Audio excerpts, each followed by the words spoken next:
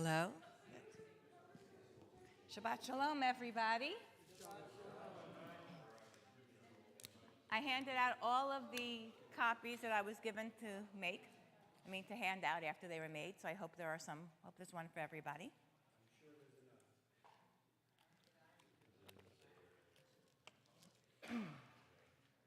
Couple of announcements before we begin, although I always think we should do announcements after everybody has shown up, but I'll warm us up.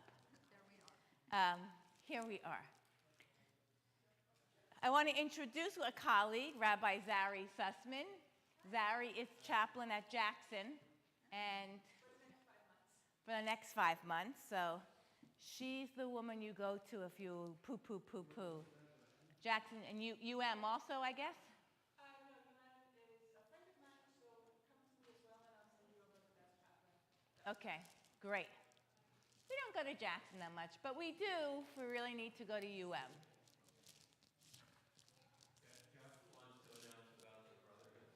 Wait, we have a few seders to announce. All right, we'll do some announcements.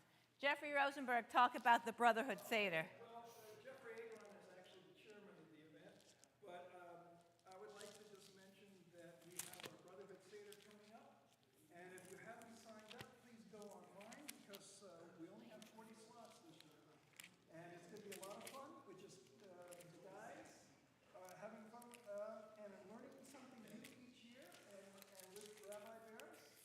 So it's just us and Rabbi Bears. Our one or two events were just the guys every year, and we look forward to having you. We have a full Seder meal, delicious food, and have a great time. And of course, Jeff Agron is going to have a few little treats and fun for us along with the rabbi. So looking forward to seeing everybody come. Thank you, Jeff. No, We're ordering out. they're not cooking. But when we're talking about Sederim, let's also mention also Jeff's involved in this. We're calling it this year our Serenity Seder, which is a Seder to recognize and celebrate and support recovery from all addictions. It's on Tuesday, April 11th, even though the commentator had 2 dates. We're only going to do it once, Tuesday, April 11th. Really beautiful readings, wonderful music. You can be somebody in recovery. You can be somebody who knows somebody in recovery and loves them. You could be somebody who's interested in discovering what this recovery community is like from a Jewish perspective. So that's an important. And if you aren't one of those folks and you know somebody, share the information. You don't have to be a member of the temple. 1, 2. Third announcement, super important. I'm going on this river cruise in October with my closest temple friends. The Farajis are coming, other people, and we have some slots open. It's on the Danube. We have private Jewish touring for 4 places. In Salzburg, in Vienna, in Budapest, and one more which I can't remember. It's on Alma Waterways, a beautiful way to travel, and with a wonderful group of learning together. Somebody said to me, I've wanted to go to see some of those places, but I wanted to go with a group of Jews to get that perspective. I didn't feel like just going in there with anybody. So we're not anybody, so look for that in the commentator. Okay, those are the things happening. Of course, our Temple Community Seder also. 2 community seders. Paul Distenfeld, I hope you're listening very carefully. 2 community seders. 1 for families with young children. That's with all of the, what's the best word? Balagan. That's with all of the balagan, all of the craziness. And a more serious Seder. They'll be taking place concurrently at the same time here at the temple. Second night of Passover, which I guess is April 6th. In what? In a soundproof room. Ha ha ha. So if your taste, and this group, depending on who you are sedering with, your taste may be for a more serious Seder. That would be led by Rabbi Barris. I think I'm going to be in the Balagan Seder. So we'll see. All right. Good Shabbos. Good morning. Now we know what we have to do after this. We can start. Veshamru v'nei Yisrael et ha-Shabbat la'asot et ha-Shabbat ledorotam berit olam. Veshamru v'nei Yisrael et ha-Shabbat la'asot et ha-Shabbat ledorotam berit olam. Beini uvein b'nei Yisrael oti leolam, oti leolam.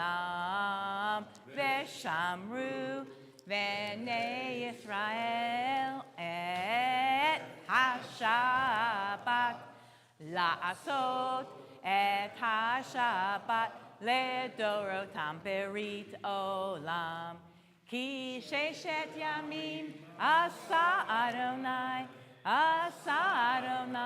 et hashamayim v'et haaretz v'shamru v'nei Yisrael et ha-Shabbat la'asot et ha-Shabbat ledorotam berit olam.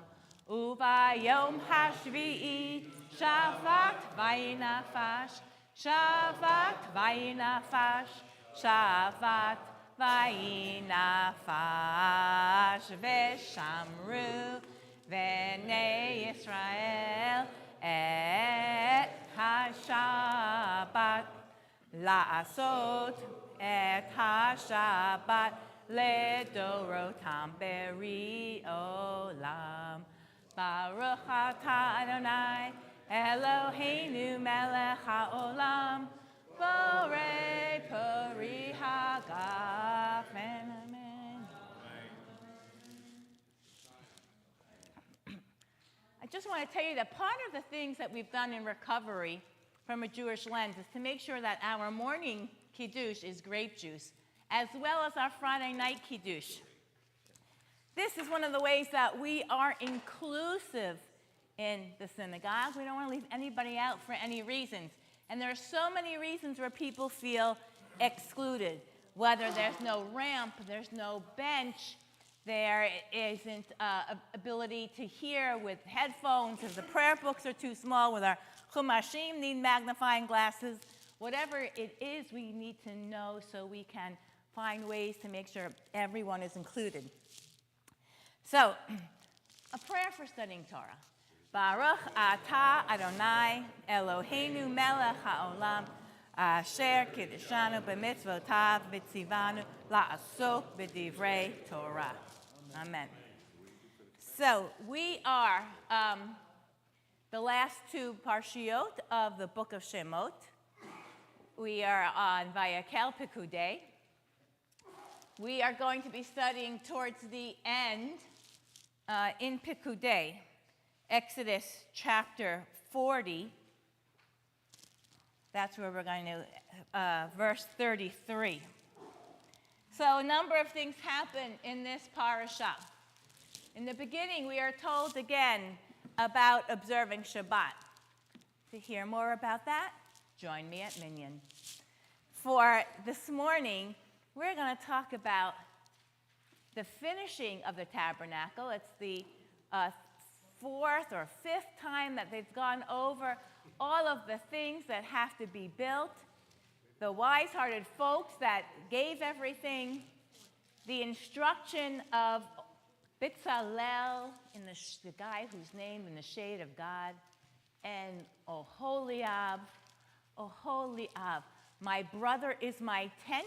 Is that how we would maybe translate that? My brother is my protection, so that's really nice. We have the lead guy is in the shade of God. He's understanding things even without being necessarily told, because he gets it. Until I get to that big picture and the little picture. It's a hard thing to do. Many of us will see a big picture, but have trouble with the details. Some of us are great the day-to-day, but we miss what we're really doing in the big picture. This guy seems to get both in his instructing and being the lead developer, contractor, architect of the Mishkan. So we have these two.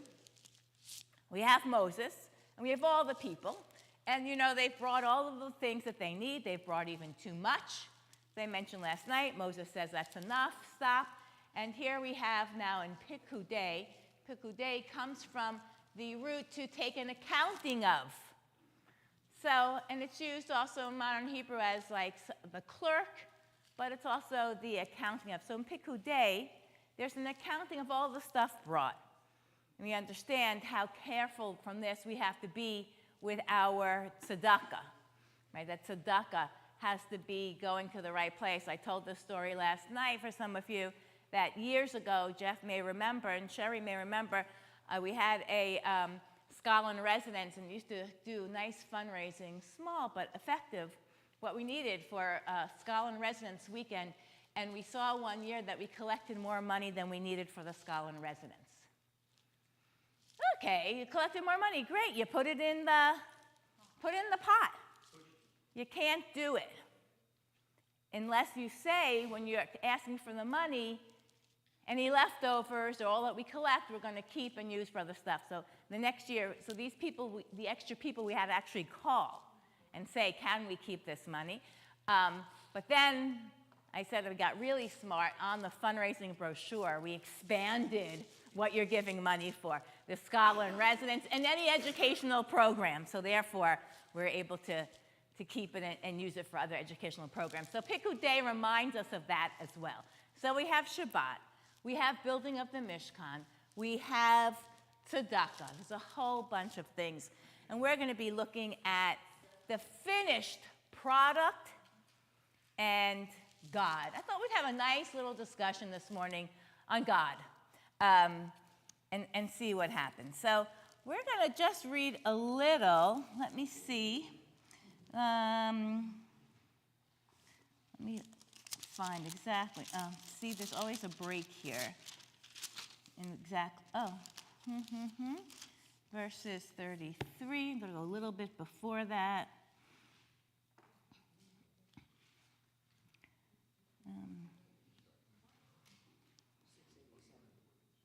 Yeah, we're on 687. Let's start at verse 17, but we're really going to just set the stage.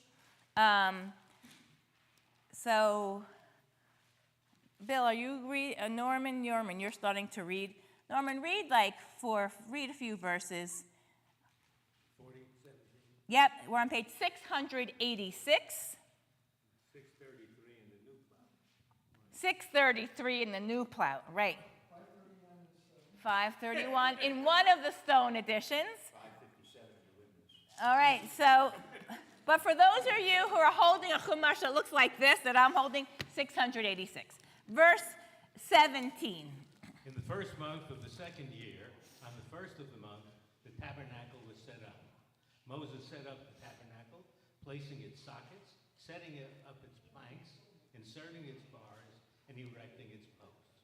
He spread the tent over the tabernacle, placing the covering of the tent on top of it, just as the Eternal had commanded Moses. Okay, so the building's built, outside is good, inside. Pass the mic. Edith, read the next few verses. He took the pact and placed it in the ark. He fixed the poles to the ark, placed the cover on top of the ark, and brought the ark inside the tabernacle. Then he put up the curtain for screening and screened off the ark of the pact, just as Adonai had commanded Moses. Do a few more. He placed the table in the tent of meeting outside the curtain on the north side of the tabernacle. Upon it he laid out the setting of bread before Adonai, as Adonai had commanded Moses. He placed the lampstand in the tent of meeting opposite the table on the south side of the tabernacle. And he lit the lamps before Adonai, as Adonai had commanded Moses.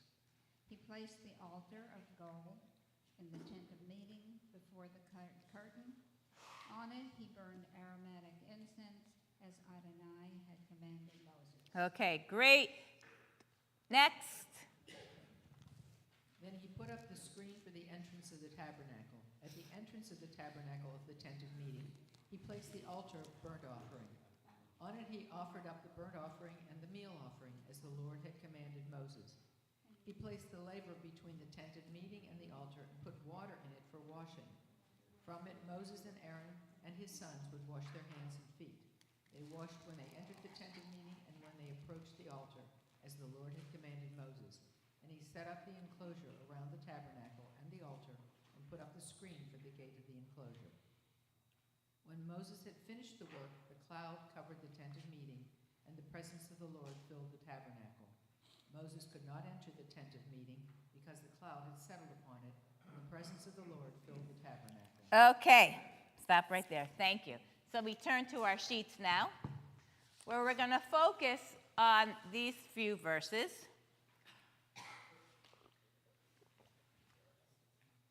Vayakam et Moshe. Moses set up the tabernacle. We understand. We just read that there are midrashim that says, he started the work and then it was a miracle. It just came up around him because there's no way one person can do it. We're going to read how the tribes are broken down and given their jobs. So he set up the enclosure. The cloud covered the tent of meeting and the presence filled the tabernacle. God's presence filled the tabernacle. Moses couldn't go in. No room at the inn, to borrow a metaphor. That was just, I'm going to stop like Jeremy. No room at the inn. There, thank you. Sounds like an nativity scene. Yeah, sounds like that. It's not, but yep, that's what my little joke. Moses could not enter. Okay, so we want to talk about what is this could not enter? Why is it filled? Why couldn't he enter? When could he enter? What is this like? And I have a whole bunch of texts that we're going to talk about that so far. So we have, so the building, there's an idea that the building of the tabernacle is parallel to the creation story, that you needed the same kind of building, the same kind of wisdom to create the world that God did, and now human beings making this parallel and building the Mishkan. There's the idea, there's a parallel we'll see between setting up a king and setting up the Mishkan for God, and these are what we're going to be thinking of. So, the Chizkuni, let's see if we can understand any of this. When I put it here, I did understand it. Another day, we can see what happens. V'lo yachol Moshe lavo el ohel moed. Moses was unable to enter the tent of meeting. Who's reading next? The Chizkuni on page 1. Thank you. And Moses was unable to enter the tent of meeting. At the time he had erected it, for the cloud of the glory of God rested above it. It did so immediately to demonstrate God's fondness of the Jewish people. Subsequently, the cloud moved from being above the sanctuary and took up its position above the Holy Ark, which stood in the Holy of Holies. We know from this Exodus 25:22, where the Torah wrote, I will meet you there, and I will impart to you from above the cover of the ark. Then Moses could enter the sanctuary. That is what is meant when the Torah wrote, and when Moses used to enter the tent of meeting. When Solomon consecrated his temple, something similar occurred as reported in Kings. Priests were not able to enter and perform their duties as long as God's cloud was hovering above the sanctuary. Subsequently, that cloud was visible only above the Holy of Holies. Okay, so Chizkuni is saying, yes, the cloud was in there, God's presence was there, but then it shifted around, just like it did in the other parts of Exodus, so Moses could enter, and this is what happened also when Solomon built the temple. It was there, you couldn't enter, and then it was moved a little bit up high, and it could enter, and that's where Moses would hear God's voice. We still have this idea of a non-physical presence filling up a physical space. That's a weird thing. That's weird. God's presence can't get in because it's filled. And Chizkuni's answer was God's presence shifted around, and we're going to see that a lot. Now let's see one of the parallels to, any questions? Okay, 1 Kings. Yes, Jeff? God's presence, is that the same as God? Jeff asked the question, not in the microphone for our friends. Does God's presence mean the same thing as God? So, that is the question. There's a yes and there's a no, and there's an ain't necessarily so answer to all of that. Still, it's weird. Ian has a question. Microphone, is there another mic? Here's the other mic, hang on. This is always the fun Oprah part. Last Saturday, we discussed Moses going up the second time in the presence of God and comes back with a radiant face. Now we're talking about God, and I found that extraordinary. I thought about it for the first part of the week. The creator of the universe, the entire universe, Moses is called to meet, and he meets face to face. In what form? I don't know, but it's astounding that the creator of the entire universe picks this one person in Earth, which is a small planet, in the entire universe. And then we come again over here. So what is the presence of God? I mean, the creator of the universe, who knows, but it's like spectacular that should actually go to one of his creations, man, and speak to them, speak to us. Yes. So that God makes God's self in a certain space, to hold that space, right, we call that tzimtzum. It's a constriction of who we are, and God did tzimtzum. The Kabbalists say that God really tzimtzumed God's self when the sphirot, when the realms broke open, and that God had to tzimtzum God's self. And also, we would think that if God has moved into a physical space, that's what's going on. The idea that God is speaking to one guy. I mean, this is now, Moses has a lot of attention, right? And he has a big job to do. This is why we have so many midrashim of why Moses. What is Moses? You mentioned the tzimtzum, the constriction, but the Kabbalists believe that there are many levels, and when God exists within the universe, and heaven, we call heaven, that's the highest level, and then he'll constrict and constrict and constrict to the lowest level, which is us, and that's the level of God that came to see Moses and also over the tabernacle. Okay, so yes, Jeff has continued the explanation that the constriction of God, let God be in other places. Here and then back. Maybe God didn't feel like his job was done, or he or she, when he created Adam and Eve, because obviously it didn't work. Didn't work with the Tower of Babel. It didn't work. He had a flood. And maybe he thinks that we needed a lot more attention than the rest of the universe, and he gave us a little more attention. But it does raise a very daunting question. Why do we get this attention when there's the rest of the universe? What else is there out there that God is giving attention to? Is this the same cloud that the Israelites followed? Yes. While they wandered?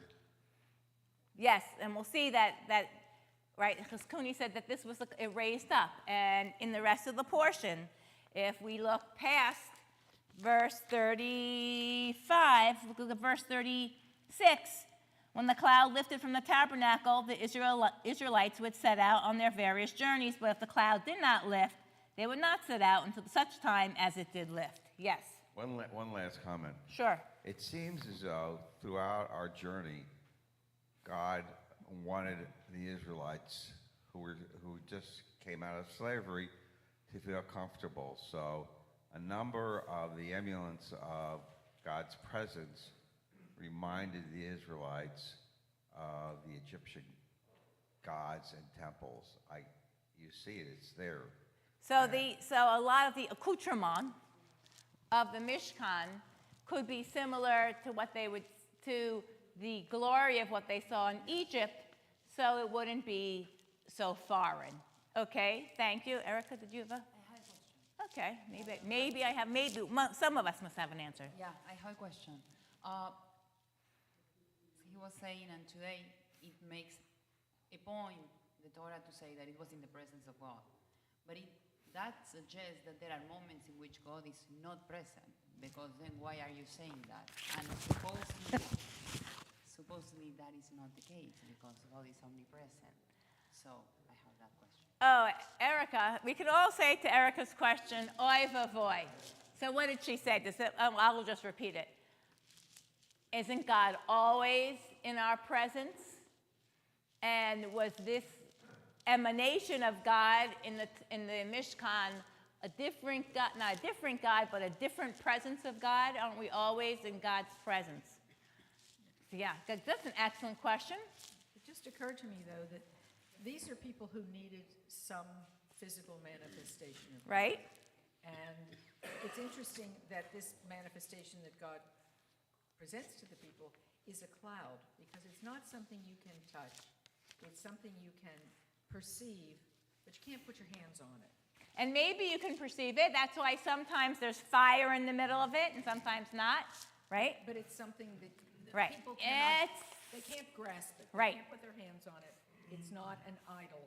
It's not, but it is something that they can be aware of, and it can be with them, and they can see it or smell it or feel it in their skin somehow, but it's not a physical thing. So maybe, thank you. So maybe that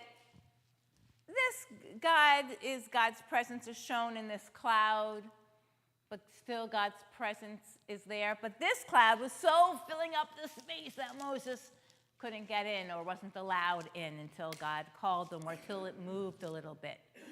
So it could be that this is the presence that was seen then, but it doesn't mean there's not a presence now. Anybody else have a good answer to Erica's question?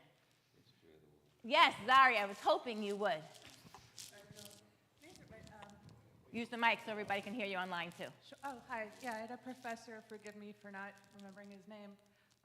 It said that when we compare the creation story and Pikudei and Bayakel building of the Mishkan, creation of God building the world is a very short story, but the story of us building the Mishkan is a very long story, and it's a parallel because just as God created the world for us to live in, we've got to create a world for God to live in. And that this idea of placing a place for God's presence means that we have to make place for God's presence. God's always in our life, but we've got to be active about making a place for God. Okay, thank you. Thank you, Rabbi. So we're making this place. And we said, right, there's the parallel to creation. We're going to also talk about the place. So Shlinat's going to get back to what Erica said and get back to Zari said, unless some of you have read ahead, which I know some of you like to do. But are we the only religion that asks us to believe in a God that we cannot see? The Christians have Jesus, the Buddhists have Buddha. I don't know all the religions, but they all seem to have a physical presence that people can relate to.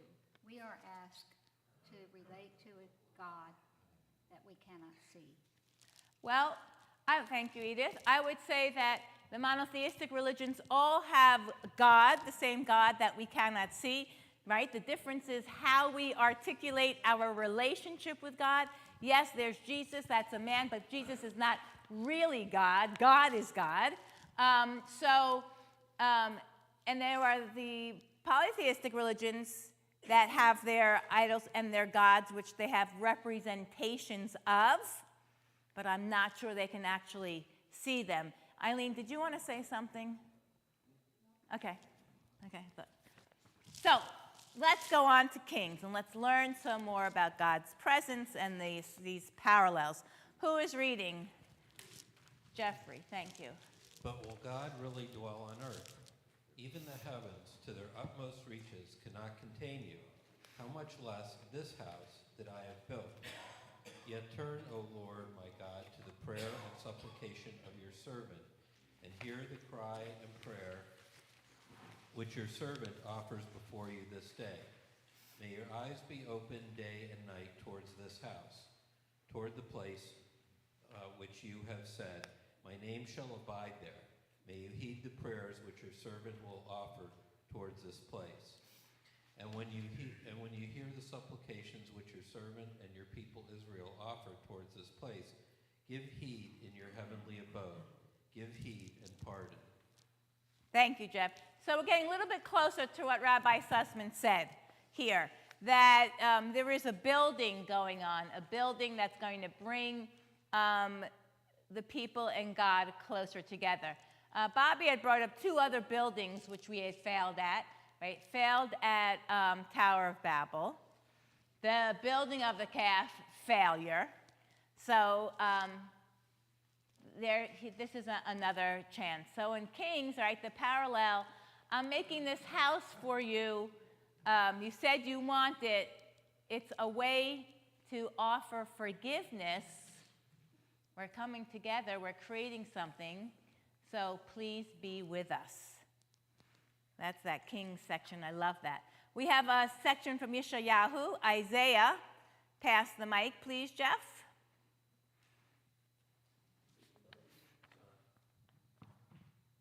Isaiah 66:1. Thus said the Lord, the heaven is my throne, and the earth is my footstool. Where could you build a house for me? What place could serve as my abode? What? You're building a temple now for me? This is post-Mishkan? I'm bigger than that. This is that's what we're feeling. So Isaiah is sharing God's understanding that the whole earth is mine. The whole heavens, I'm up in the heavens. And yet you're working on this thing which you're supposed to build. We're supposed to build it, right? We built it, Mishkan, first temple, second temple. Maybe we can say the whole state of Israel as if it was a third-ish temple. But really, it's not. I'm not really going to be there. Let's look at that second Isaiah, Isaiah chapter 2. Pass the mic behind you, Annabella, please. Thank you. The word that Isaiah son of Amoz prophesies concerning Judah and Jerusalem in the days to come, the mount of the Lord's house shall stand firm above the mountains and tower above the hills, and all nations shall gaze on it with joy.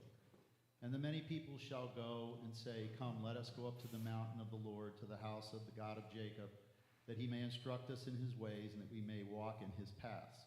For instruction shall come forth from Zion, the word of the Lord from Jerusalem.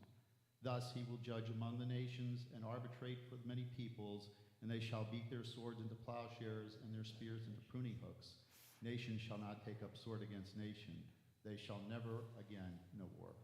Thank you. So here we have Ki mitzion tetzei Torah, or Ki mitzion tetzei Torah, whichever you end. Lo yisagoy el goy lo yisagoy el goy cherev. Right? Both those things from this Isaiah. So now, this almost seems like a semi-physical structure. It's going to be up on the mountain, but the word of the God is almost above that. So we still don't have God in this housed anymore. In this section of Pikudei, God has really constricted, and now there's this conversation going on with the prophets and with the people and with God, saying we're building this place, but it's not a place of constriction. Maybe it's a place of symbol, a place where you can show your desire and love for God, but it's not constricting or holding God in. We love that piece of Isaiah. More temple building. Let's look at your question. Well, just the fact that that last sentence is engraved in stone in front of the United Nations. Nation should not lift up sword against nation, right? Right. Yeah. That is United Nations, thinking that we're all going to come together because we all want the same things. Ha ha, ha ha, ha ha, look at Russia. You know, I digress from Torah for a moment. Remember Ronald Reagan? And remember he said that Russia was this evil empire? And we all like, as liberals, were like, oh, you know, it's evil, yes. The Jews are there, very evil for them. And, you know, my whole personal story with Alex, you talk about Russia has a panic attack. But, you know, he was right. What can we say? Still right. Anyway, back to sometimes it's so much, the Tanakh is so problematic, but sometimes it's so much easier than being out in the world. So let's go back to 1 Kings, more temple building of Solomon. Sherry, Toda Rabbah. 1 Kings chapter 6, 11 through 13. Then the word of the Lord came to Solomon. With regard to this house you are building, if you follow my laws and observe my rules and faithfully keep my commandments, I will fulfill for you the promise that I gave to your father David. I will abide among the children of Israel, and I will never forsake my people Israel. Okay, so Erica, is God's presence contingent on what we're doing? On fulfilling the mitzvot?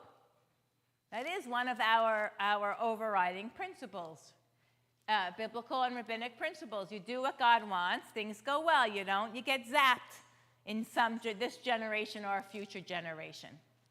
Here we see it in Kings, and God is not in this building, but God's going to be like when we first saw in Shemot, make me a sanctuary so I can dwell within it, among you. We have all of those fun translations to try to get us to wrap our head around where is the presence of God and does it actually take up space? That's what we're discussing. Where is God's presence? Is it a space? Is it related to space? It's in us. So, don't read ahead. So, my words later on are also going to be talking about the difference between space and time. And the first mitzvah in this portion is about Shabbat. That will be from Heschel, really not from me. But the idea that, okay, where is God and what is God's presence? I love that also from King. I happen to like all of these selections a lot, I think. As I'm reading them again, I'm like, yeah, it's good. So Kings, okay, I will abide among the children when you do what you're supposed to do. We've heard that. It's a big if, because we have history with us. Sefer HaChinuch, 16th century, the book of learning, of education, the book of instruction. Faye, bavakasha. Know, my child, that any commitment that God requires of humankind comes only out of God's desire to benefit us. God's command to build the tabernacle for us to offer therein our prayers and sacrifices comes not out of God's needs to dwell in an earthly dwelling among humankind, but rather out of God's awareness that we need to train our own selves. Okay, so this big idea of God's presence, we're getting a little bit more narrow. God's presence may be with us if we do what God wants. Our own training, what is religion? Religion is two things. Well, religion, as I said a few minutes ago, articulates one's relationships with God, and in our case, it's supposed to refine our souls, elevate us, refine our souls. So, Sefer HaChinuch, the book of instruction, education, is talking about we're going to refine ourselves. That's what God wants us to do. Top of page 3, the Malbim. 19th century. We're getting a little more modern, then we're going to go back. Thank you, Stuart. The true significance. Wait. Top of page 3. Malbim. That should be 4, unless it's maybe stapled incorrectly.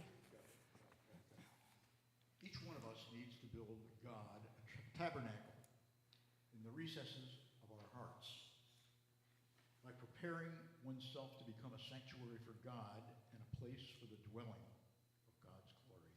Okay. That's what the rabbi said. Mike? Yes. So Rabbi Sussman said, we're supposed to, each of us, build that tabernacle. Joe said that. Now we can sing, Lord, prepare me to be a sanctuary. Sometimes we sing that and we feel it sounds a little bit not Jewish feeling or sounding. But here it is. Here's that idea. We are like the sanctuary. We are the refinement. We are creating a presence for God in ourselves. And if God's always present, how come we don't feel God's presence? You know, that's really one of the lines of understandings of those in addiction. There's a lack of presence that dwells inside of us. And we do this even if we don't have substance use disorder. We do this in all kinds of ways where we're trying to fill, there's something missing. What are we filling that presence with? Sometimes, as you may know, I do it with Haagen-Dazs. Although now I'm trying to stay off dairy. So, or most dairy. Thank you, Eileen. Eileen's sort of like a super ego coach here for me sometimes. So, right, we're looking for that fillness because we're not able to reach this Malbim point. This is our constant goal as being a human being concerned with who we are and our spirituality and our place in this world. Okay, let's move even further to the 20th century. Umberto Cassuto. In order to understand the significance and purpose of the tabernacle, we must realize that the children of Israel, after they had been privileged to witness the revelation of God on Mount Sinai, were about to journey from there and thus draw away from the site of the theophany. So long as they were encamped in the place, they were conscious of God's nearness. But once they set out on their journey, it seemed to them as though the link had been broken, unless they were in their midst, a tangible symbol of God's presence among them. It was the function of the tabernacle, literally dwelling, to serve as such a symbol. Not without reason, therefore, does this section come immediately after the section that describes the making of the covenant at Mount Sinai. The nexus between Israel and the tabernacle is a perpetual extension of the bond that's forged at Sinai between the people and their God. The children of Israel, dwelling in tribal order at every encampment, are able to see from every side the tabernacle standing in the midst of the camp, and the visible presence in the sanctuary proves to them that just as the glory of God dwelt on Mount Sinai, so too God dwells in their midst, wherever they wander in the wilderness. This is the purpose of Scripture when it states, "And let them make me a sanctuary, that I may dwell in their midst." Okay. So here, thank you. So here we have our sanctuary. And here we have our tribes, right? We know there's a whole, and they march, they break down, and they march a certain way, but each one has a side. So they're able to see that sanctuary. They're able to see it. And inside is the Holy of Holies. And when we build the temple, we'll know that the high priest will go in there only on Yom Kippur to ask atonement. So even in here, we get even more insular to this even holier spot. So this presence, they're connecting from, Cassuto's connecting from that presence that they all experience, we all experience at Sinai, that is frightening, that had this synesthesia, right? The taste and the colors and the lights were all senses mixed together. And in order to make sure so we don't stray, that we're going to have this presence. this presence, and it doesn't say that God is living there. He's not saying that God is living in that presence, but they see that they have created something so part of this connection to God.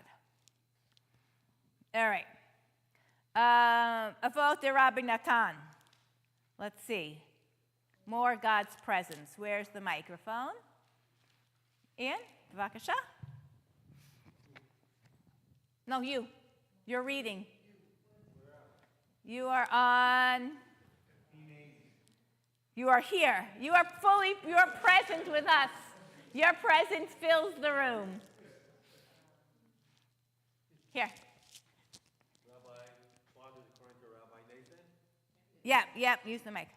Rabbi Tarfon says, even God does not cause God's presence to dwell upon Israel until they do the labor of building the Mishkan. As it says, build me a holy place, then I will dwell amongst them. Well, that's a little problematic. Again, back to where's God's presence, but we're hearing again that God's presence is within us.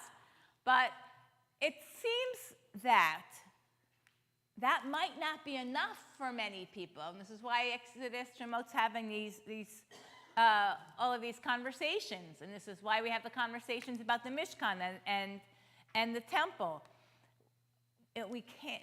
We need that external, look at where we are, to get that, to connect that internal. Somehow we need a place to gather. Maybe it's the place to gather. It's the energy of doing something together, of building, of completing, of construction, of maintaining, of sustaining a place where the Jews come, and then we feel God's presence. You know, there aren't so many people who are the ones who sit on the mountains alone to feel God's presence. Maybe we do. I mean, many of us feel this presence when we're in nature. But to really get God's presence going, we need something that you feel like at a Grateful Dead concert. Yeah, right. Jerry's been gone now, 28 years or so. So it's hard to, but that kind of almost group feeling. Someone, yes? Well, it doesn't happen automatically. Wait, here. Got that one? Okay. It doesn't happen automatically.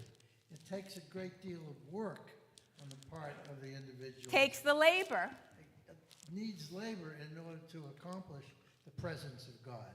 Okay, thank you. I'm going to take this. Yeah.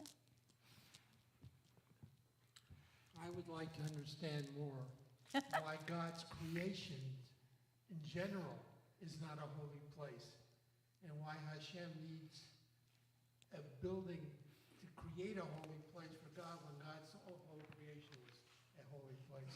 So I think Bob is asking, why isn't everything holy? Isn't everything created holy?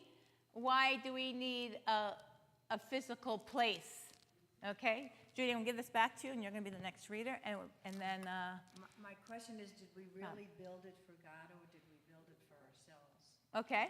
It's a good question. We have over and over again the rabbi saying we needed that labor of coming together to make a difference. Let's pass to Richard. Richard, here you go. So I was speaking with my friend Seth on the way here this morning about coming to school, and there were kids at my school who came from very wealthy families, and they just blew it off. It wasn't all that interesting to them. Wait, say that again. There were kids? There were kids that went to my school that were Okay. not interested in school. They blew it off. They were there for a good time. I paid my way through school. I was there to get an education. And from that, I found that value to me came from engaging and work. And by working and connecting, whatever I was working towards became more valuable to me. So too, I think from this lesson today is one of the things that we're reading consistently, thought to thought to thought to thought, is that we have to give of ourselves. And it's in that process and investing in this process that this space becomes more important to us. And I think that creating space to relate to God is investing in the ultimate endeavor that is going to bring us the most most richness in this life. So I think it does need work, getting back to what the rabbi says, and we have to create that space. But I think we have to do that work, because it's in expending of ourselves that we create value for ourselves. Thank you. Judy's going to read the next reader. So we have this idea that we can't, and we have this idea, we have a couple ideas like that. One, we can't really understand value unless we've worked hard. Two, we can't understand joy sometimes unless we've felt suffering, right? The way of empathy, to feel somebody else, it's hard to get to that next level without an experience. Yes, question before we go on. So, build me a holy place and I will dwell amongst them. It doesn't say I will betoch, it says betocham.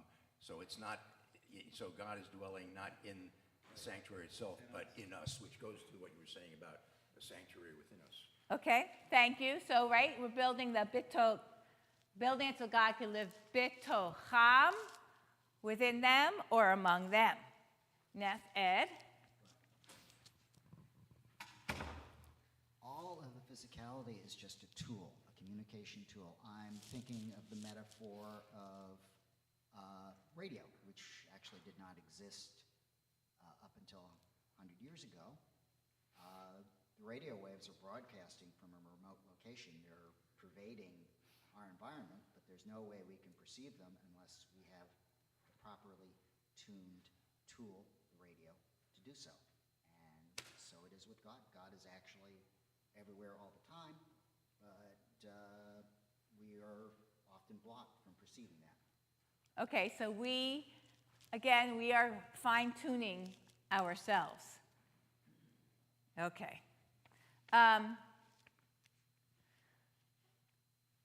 So maybe Moses wasn't fine-tuned, or God had to do more constricting from the first verse that we were studying about Moses couldn't enter. So I don't know why can't he enter? Why wasn't he ready to enter?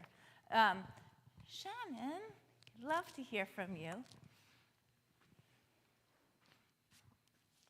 So I take it that God is always present, but it's kind of like a two-way street. So in order to deepen that connection, that presence, like you're going to have to put the work in. It's almost like you could be having a conversation and spacing out with someone. You're not really there, but until you're actively like putting in that work to engage, to really truly appreciate the person, you know, it's not going to be as fulfilling. Okay, thank you. So we have the idea that, again, our presence, God's presence filled, but we have a lot to do about our presence. Just Moses not being allowed in. Kind of, I don't understand that. Just like I didn't really like that he wasn't allowed in the state of Israel, into Israel, into the promised land. So here that is again. So why is that repeating? What is it about Moses? He was blocked from all these holy places when he was, you know, probably the most holy person that ever lived. I mean. Yeah, he's our prophet of prophets. It's an excellent question. Still, why maybe that first reading we said was correct, that God's presence had to move, because maybe it's even Moses had to do what the rest of us have to do. Maybe it's that. Maybe.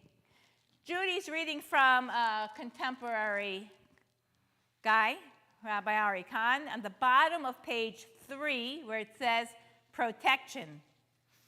According to tradition, the protective cloud that had accompanied the Israelites out of Egypt dissipated when the people worshipped the golden calf. The people were confused. They felt vulnerable and abandoned due to Moses' absence, and they failed to appreciate that God's presence was still very much with them in the form of the protective cloud. And because they turned a blind eye toward the ever-present manifestation of God, taking the cloud for granted, it was taken from them. This is the price to be paid for not appreciating God's protection. The protection is revoked. The cloud vanishes. Yeah, that's an interesting one. So again, it comes to our fine-tuning. Are we grateful? Do we understand? Are we doing what we're supposed to do? To notice that there's a presence there. Ari Khan also talks a little bit about forgiveness. This is a nice little section. Victor, bavakasha, top of page 4, everybody. The true significance of the final verses of Exodus, the cloud has returned. For the first time, the people are granted a clear sign that the sin perpetrated at the foot of the mountain, the sin that had banished the cloud, has been forgiven. The cloud expresses the rekindled intimacy between the Jewish people and God. So we've worked, we've labored, we've put in our own resources, physically, mentally, everything that we have. And we've gotten an understanding, maybe, that this is the way we get to God's presence and this gratitude, and that is a forgiveness of the calf. This forgiveness and the knowledge that the presence is back there. Okay? We have a couple of minutes. I want to make sure we get to these last two sections. Eileen, thank you. The cloud covered the tent of meeting, and the glory of God filled the Mishkan. It appears from this that the glory of God is not the cloud, but rather the fire and light. That is to say, the glory of God was seen from within the cloud. For without the cloud, it would not have been possible to gaze at it, for no human being can gaze at the light of the sun, and all the more so at the light of the radiance of the Shekinah. Therefore, the holy light continuously appeared from within the cloud. And when the Mishkan was built, the two separated from each other. For the light of God entered into the Mishkan, for there was the place of its exalted holiness, and the cloud remained outside. Okay, so somebody early in the beginning said, what is the cloud God's presence, or is it God? So, Shlomo Ephraim Lunchitz, the Kli Yakar, says it is a separation. He is describing this as a separation. The glory of God, that light, which you can't see, even though Ian just explained that Moses did see it, filled the Mishkan, and the cloud went above it, and it separated. This presence kind of separated, and it's just so powerful. It's a little bit out there. Thank you. Let's read the last one. We remember Rabbi Kalonymus Kalman Shapira, the one who wrote all through the Shoah from Poland until he was killed. Warsaw Ghetto, right? He had those things, and the rebuilding of Warsaw, his writings were found. And it's called, right, Derech HaMelech, Way of the King, and he's called Eish, the fire. Who's reading? Shannon? Thanks. When a Jew comes to pray, they need first to reveal the aspect of the Shekinah that dwells among us in exile, for she is to be found also inside of us. It is only that she is covered, hidden in garments, and one can bring her forth and reveal her through one's prayer in the sense of, from the depths I call out to you, Yahweh, like Joseph did when he called out from the well. Similarly, I call out to Yahweh from my depths, and then the godliness that is revealed inside of me, praise to Yahweh. Okay, thank you. So this, and that's why I mentioned the context, right? The context from the ghetto. Even there is God's presence, but you still have to dig deep. You have to, this one, basically plead for God's presence at times in exile. From the depths, I called out to you, Adonai. From the depths, you hear me. And it has to be so much a part of us. Eileen. It strikes me that the pronoun for it is female. Shekhinah is female, right? Hebrew, right, is a gendered language. There are many names for God. The feminine name for God that we use is Shekhinah, meaning God's presence. We also use the word, and it's not found in these sections, makom, place. It is a little bit. God is hamakom, the place. So we have presence, which is more ethereal, and we have a place, which sometimes seems more physical. Yes, but that is the feminine, and this is why we like it. So, it's a different feeling. It gives a different feeling. I think Zari heard me present a poem to the Rabbinic Association the other day. There were two poems about Pesach, two were written by women. And one actually turns around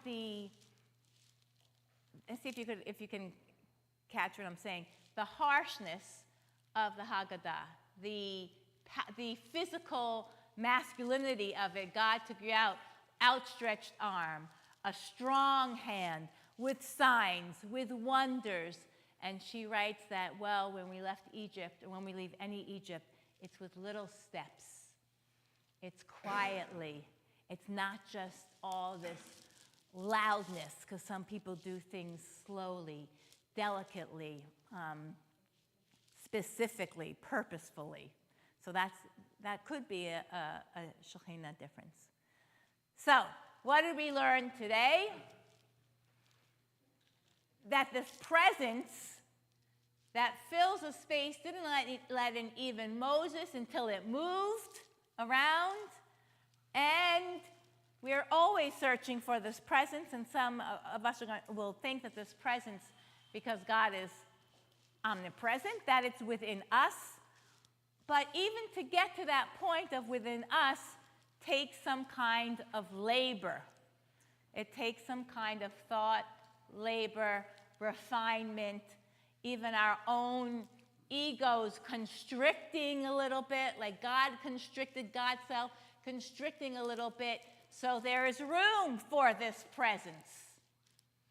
And that's probably where we find where it's hardest for us, to pull ourselves in, to let room, to make a little more space for that presence, for the Shekhinah. So, any closing questions? Okay, comments? 10:02? Yes, Jeff. It seems like... Oh, hold on. I have a microphone for you. The golden calf. Wait. No. You got to speak into the microphone. Thank you. Both the golden calf and the Mishkan both required work and labor, and so we can build things that are, I guess, profane or become idols, or we can build things that lead to more holiness. But it seems like there's a fine line, because the people could have built this Mishkan and then felt like they could just pray to that, and that could become almost like a god, but they didn't. Good. It's always hard when you make something that's ephemeral and can't really be seen or touched, and you construct something that's concrete to fall back into a sort of idolatry. So we don't want to fall into any idolatry from having concrete places, but I'll go back to many times the places of concrete let people join together and feel the connection, which allows in God's presence. It seems like it's the intention that you feel. I mean, even with the Western Wall, I mean, that can become, but it's a place that we revere, but we don't really have holy places per se. I mean, I don't know how that became such a big thing. I guess after the '67 war, it became a big thing, right? So the Western Wall, when it was first back into Israel's hands, it was very special, right? It was a sign of bringing the land back together, getting Jerusalem back together. And it was that retaining wall, and people understood there's some holy spots close connected to it. But what it has come to in the last 50-something years is could be by some to see as the idolatry that we may feel by the Kotel is not idolatry of the Kotel. It's idolatry of power. That's the difference. The wall is not something that has become idolatry. The power to control the space, I believe, is the idolatry, not the space itself. And this is why last month when I was there, I decided I'm not going to go back into the Women of the Wall, which is really important, those protests. And we're going to be in Jerusalem on the mega mission. Some of us are going, yay. And somebody suggested, do you want to go back to Women of the Wall because it will be a Rosh Chodesh. That's when they go. And I said, not me, because the idolatry of power that's being pushed around there takes away from me any presence. So we want to search out that presence, but thank you. Okay, Todah Rabah, everybody. Wait, Zari wants to say one more thing? Wait, you need a microphone. Wait, it's turned off. Hold on. Now it's on. Kavod Harav gets the last word.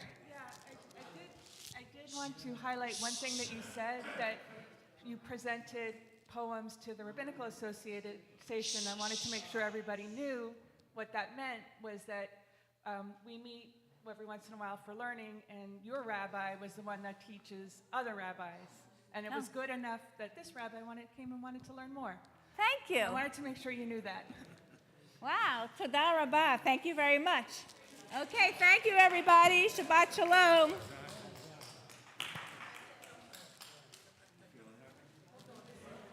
This was excellent. Oh, thank you. For a comedic type thing. So you know they got instructions to build the Mishkan, so many cubits, so many things. You take this, you put it in the A, and then you do it. That probably was the predecessor of IKEA. Yeah. And I wonder if IKEA read this and said, hey, we Yeah. can do that with the other stuff. That's right. Just I can't. You know what's so You funny? take it down, you have to put it back my again. kids can put anything IKEA together, especially Gabby. Alex and I totally lost putting IKEA stuff together, but not my children. They can do it. My daughter does everything. I mean, I don't like to read instructions. I